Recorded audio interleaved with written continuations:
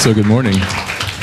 If you're not already settled in, this would be a great time to take a deep breath, feet on the floor, relax, soften your gaze or close your eyes if you're comfortable, and we'll set the intention for our practitioner moment this morning.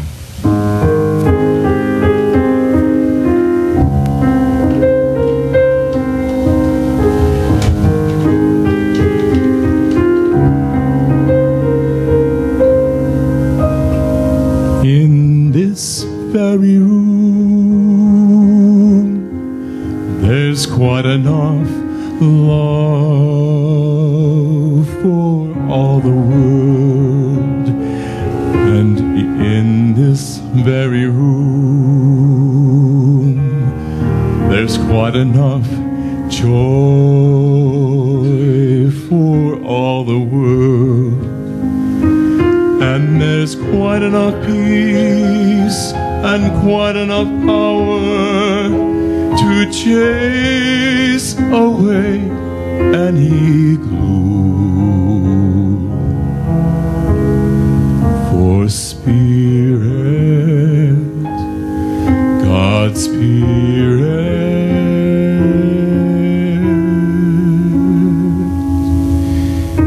is in this very room.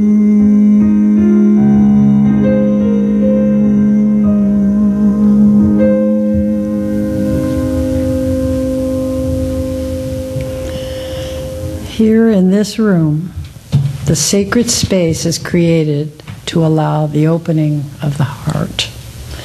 Everyone is welcome, no matter where they are on their spiritual journey. Today, we celebrate our oneness in thought, in word, and in action.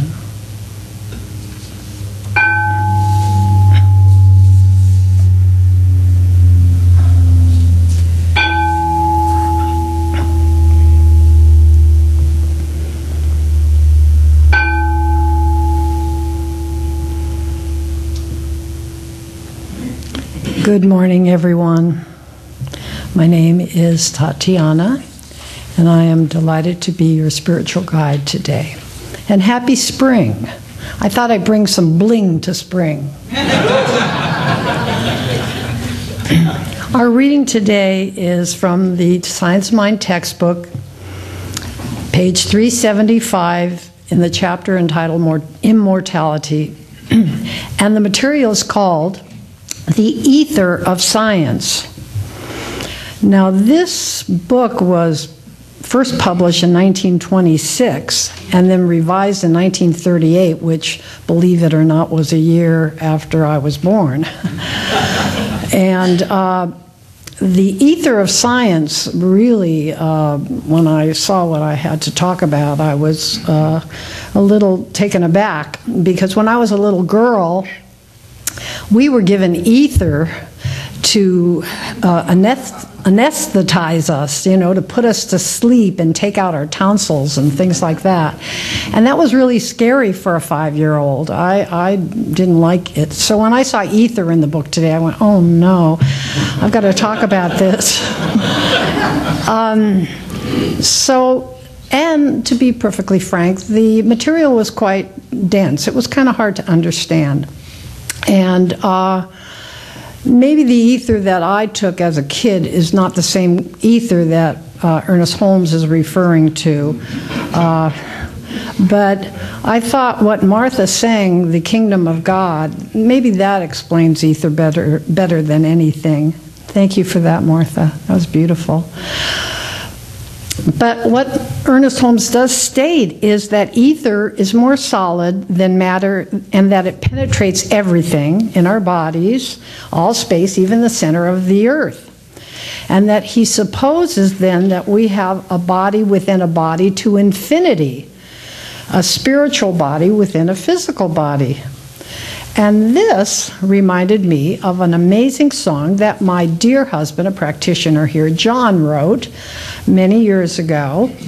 And he sang it at Agape to great success. I'm not going to sing it, I'll spare you, but I'm going to read it to you because it really pertains to what we're talking about, immortality and this spiritual glue or whatever they want to call it, ether. I'm not sure. I don't think anybody really knows, but this is called Everybody Has a Body. Everybody has a body, just like you and I. One thing's common to all bodies: they will surely die. And the simple fact of nature causes some to cry, but I don't want any tears shed for me, and I'll tell you why. In each body lives a body which no one can see. Yet this body in a body lets a body be. Hindus call it subtle body. Christians proclaim it as soul.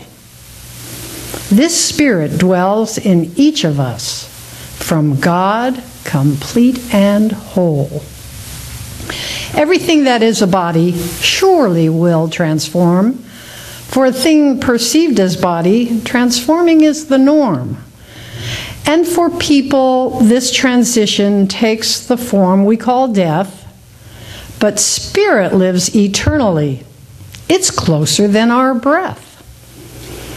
Everybody's in a body called the universe.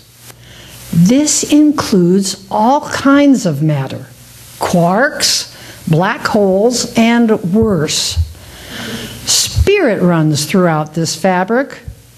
That's the part that's such fun. For all its multiplicity, in truth, there is but one. And the one is everlasting, fixed eternally. It creates the perfect body, expressed as you, as me, and me.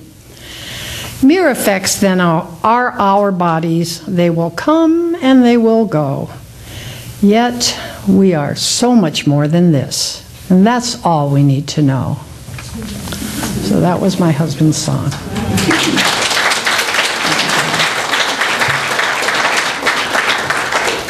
So regarding immortality, Holmes brought up that Jesus, through his resurrection, showed his followers that death is just a passing onto a higher sphere, life after life, and maybe even in and through multiple planes of existence.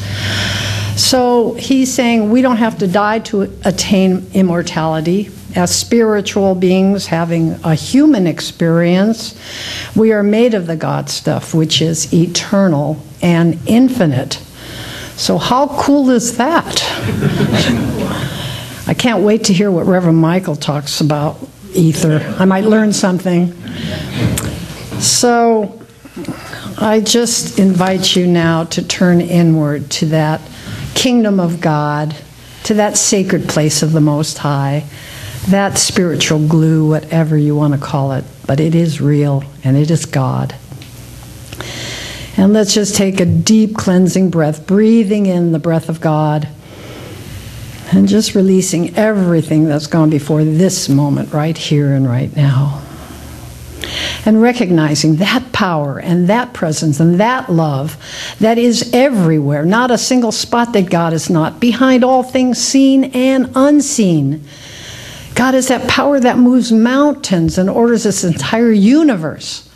So I know that God is right here, right now, within each and every blessed soul in this room today. That God is breathing us, God is beating our hearts, and God is closer than our hands and feet. And so it is in this oneness, in this divine communion and union, that I am to bless this service today, to know that it is good and very good. And that we take a moment now to take pause in spirit, in the stillness, in the quiet, to allow the breath of God to fill us and fulfill us in this stillness, the sacred place of the Most High.